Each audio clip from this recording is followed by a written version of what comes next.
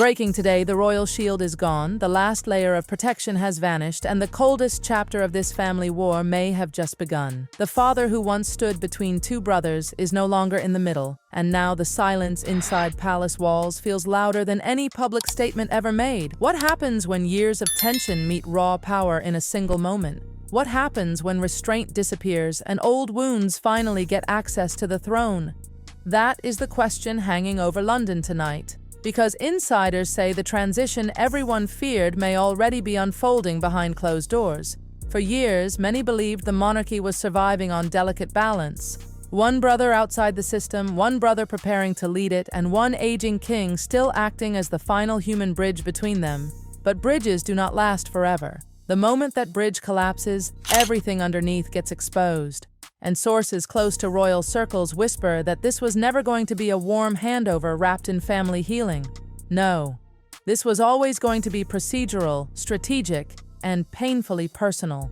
At exactly 2 a.m., according to reports, the coded machinery of succession began moving. Messages were delivered, protocols activated, key offices alerted. While the public imagined mourning, insiders claim another process started immediately: the restructuring of power. Behind ceremonial language and polished statements, a much harder reality allegedly took shape. The new era would not begin with emotional calls or symbolic reunions. It would begin with files, signatures, directives, and decisions.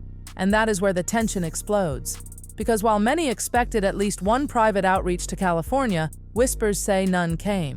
No olive branch, no healing gesture, no sudden brotherly moment. Instead, attention reportedly turned to legal advisors, constitutional details, operational lists, and status reviews. That one detail alone has sent royal watchers into chaos. Why focus on paperwork before family? Why move toward structure before reconciliation? Unless the message itself was the point. By 2:30 a.m., palace-linked security teams were allegedly seen handling administrative matters connected to former Sussex operations in London. Offices reviewed, materials secured, official insignia examined. To outsiders, it sounds technical. But inside institutions, symbolism matters. When logos are boxed up and doors are reviewed, it sends a louder signal than a speech ever could. It says ambiguity is ending. It says side arrangements are over. It says the soft era may have closed overnight. Then came the line that has people talking everywhere. One insider claims the new mood inside palace corridors can be summarized in a single principle: no more half in, half out. If true, that phrase is more than administration. It is a warning shot. It means titles without duty may face pressure. Access without service may disappear, influence without alignment may be challenged, and suddenly, years of unresolved conflict are no longer emotional history. They become policy questions.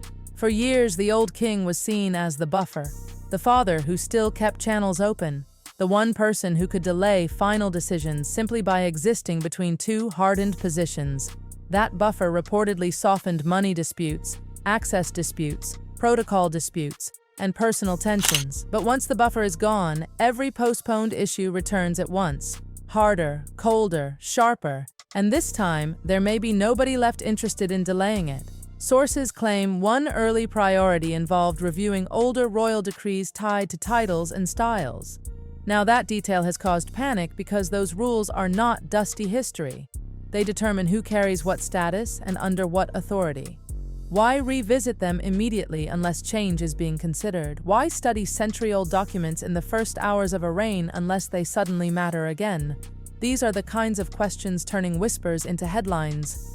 The real fear among observers is not about money, it is identity, branding, legacy, future generations. Because once royal labels become uncertain, everything connected to them becomes unstable too. Media deals, prestige, positioning, public narrative, family leverage. None of it stands as firmly when official recognition enters a gray zone. That is why even a quiet legal consultation can shake an entire global storyline. Sometimes the most dangerous move is not dramatic at all. Sometimes it is one meeting with the right documents on the table.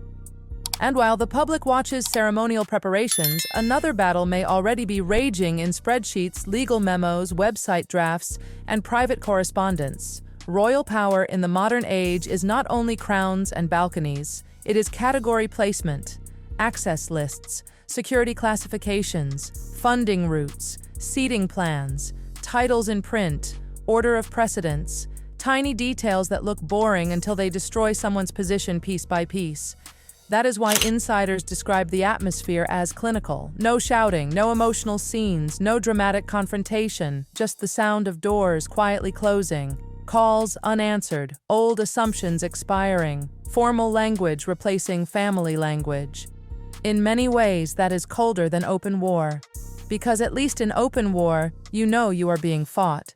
Here, people fear something worse, being administratively erased. And now, a darker rumor is spreading through royal circles tonight. Some claim the first 24 hours were only phase 1, that larger decisions tied to status, legacy, and future family positioning are still being prepared. If that is true, then what the world has seen so far is merely the opening scene, not the climax, not the strike, just the setup. And if phase 1 felt this icy, what happens when phase 2 begins? As the first day of the new reign closed, the public saw ceremony, tradition, and controlled grief. But insiders claim something far more ruthless was moving underneath the black fabric and formal processions. They say the real operation was not emotional at all. It was structural. Quiet reviews, silent reclassifications, a steady tightening of every privilege that had once survived through family tolerance. And when power changes hands, tolerance is often the first thing to disappear. One of the loudest whispers concerns digital status. In the modern monarchy, websites are not decoration, they are declarations. Categories signal relevance, placement signals rank, inclusion signals favor. So when profiles move, when language changes, when sections are reorganized, insiders treat it like a public notice written in invisible ink. Observers say even the smallest online adjustment can announce a larger truth. The future is being redrawn, and some people may no longer be central to it. Then comes the money question, the subject palace circles hate discussing in daylight, because royal tension becomes much sharper when private support dries up. Reports suggest older, informal financial cushions may now be under review, with a harder line replacing softer family discretion. If true, this changes everything. A disagreement is survivable when resources remain open. It becomes war when the taps are turned off. That is why financial silence can feel more aggressive than public criticism, and yet, the most painful battlefield may not be wealth at all. It may be image, military identity, public symbolism, ceremonial standing. For years, appearances have carried hidden meaning inside royal life. Who walks where? Who wears what? Who stands beside whom? Who is visible to cameras and who fades behind architecture? Outsiders call it staging. Insiders know it as hierarchy. When those details shift, they can wound deeper than headlines. There are also growing whispers about seating plans and visibility during major state events. To the ordinary eye, a chair is a chair, but in palace logic, placement can speak volumes. Front row or second row, clear camera line or obstructed angle, beside decision makers or behind pillars. These are not accidents when institutions plan them. They are messages delivered without a single spoken insult, and that kind of silence is often the sharpest blade of all. Meanwhile, the personal side appears colder than ever. Sources say repeated efforts to reopen direct communication may have met walls of protocol and legal channels. That possibility has stunned watchers because it suggests the relationship itself may now be managed institutionally rather than emotionally. Imagine trying to reach a brother and finding only formal responses, advisors, procedures, and distance. At that point, you are not arguing with family anymore. You are facing the machine, and machines do not feel guilt. They do not remember childhood. They do not soften because of memories. They sort, classify, prioritize, and proceed. That is why some insiders describe the new atmosphere as devastatingly efficient. No screaming matches, no dramatic scenes. Just a slow administrative freezing out that leaves no clear moment to fight back against. By the time someone realizes what is happening, the new reality may already be documented, archived, and normalized.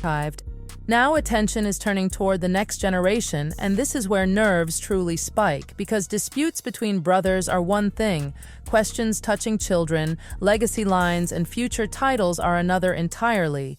If old rules are reviewed and definitions narrowed, then what once looked secure can suddenly appear negotiable. And when legacy becomes negotiable, panic follows quickly. Families can survive insults, they struggle to survive inheritance wars.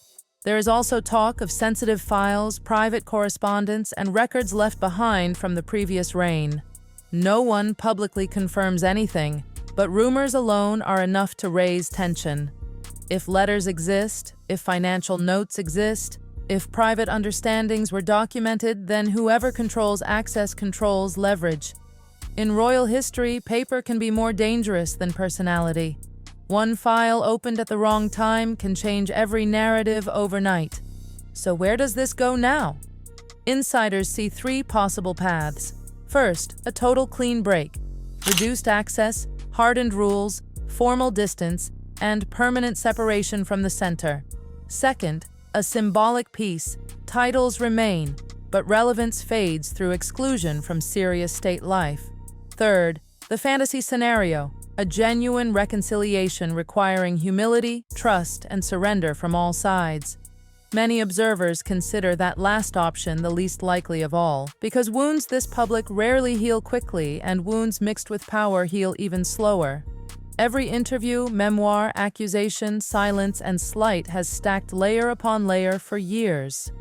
Now, those emotional layers sit inside a constitutional framework. That means every personal feeling can suddenly wear official clothing.